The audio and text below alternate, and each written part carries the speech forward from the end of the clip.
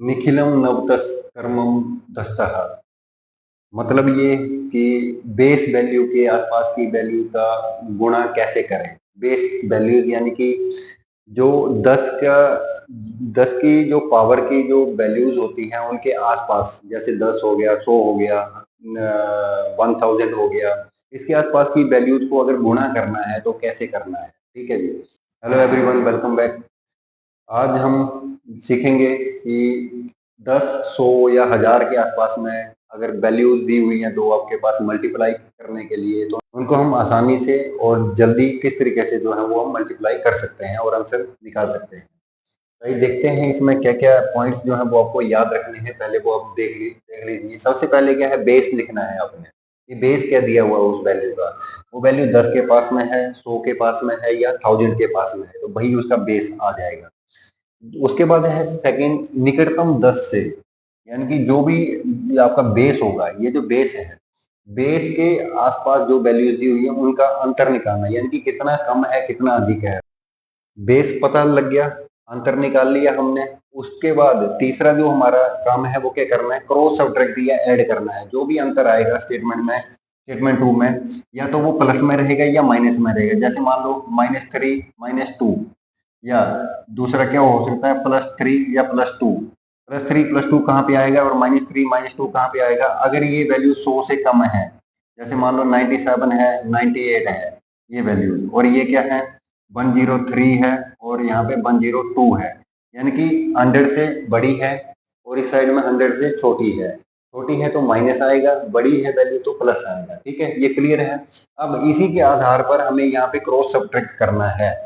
अब ये जो दूसरा जो आएगा हमारे पास, इसको माइनस करना है या प्लस करना है। ये जो पहले वाली जो वैल्यू होगी यहाँ पे, इससे माइनस करना है हमने। ठीक है, दूसरे वाली का पहले वाली से प्लस या माइनस करना है।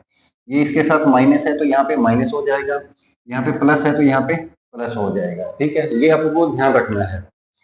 उसके बाद जो भी आंसर आएगा इसका निकल के, वो हमारा आएगा 100th और 1000th पोजीशन आएगी उसकी। 100th और 1000th पोजीशन, यानी कि लेफ्ट साइड में इसका आंसर जो है वो लिखा जाएगा। किस साइड में लिखा जाएगा, लेफ्ट साइड में। ठीक है। उसके बाद है मल्टीप्लाई द डिफरेंस। फोर्थ जो आएगा हमारा, जो सेकंड में जो डिफरेंस आया है उसको मल्टीप्लाई करना है, यानी कि इन दोनों को क्या करना है, मल्टीप्लाई करना है यहाँ पे। ठीक है, इस स्टेप में 3 2 जा कितना हो गया, -3 इंटू -2 कितना हो गया, +6। इसी तरीके से अगर इसको मल्टीप्लाई करूँ, 3 इंटू 2 कितना हो जाएगा, +6 हो जाएगा। ठीक है, दोनों को मल्टीप्लाई करके सेम ही आंसर आएगा, माइनस माइनस क्योंकि प्लस हो जाता है। ये मल्टीप्लाई हो गया। इसको मल्टीप्लाई करके जो भी आंसर आएगा वो हमने लिखना है राइट साइड में।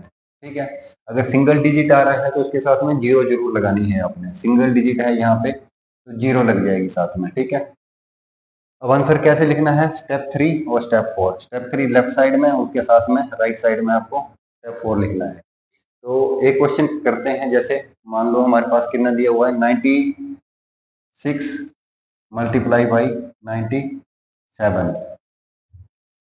96 मल्टीप्लाई बाई 97, बेस कितना है, फर्स्ट स्टेप में क्या है, फर्स्ट स्टेप की बात करें तो बेस है हमारे पास 100।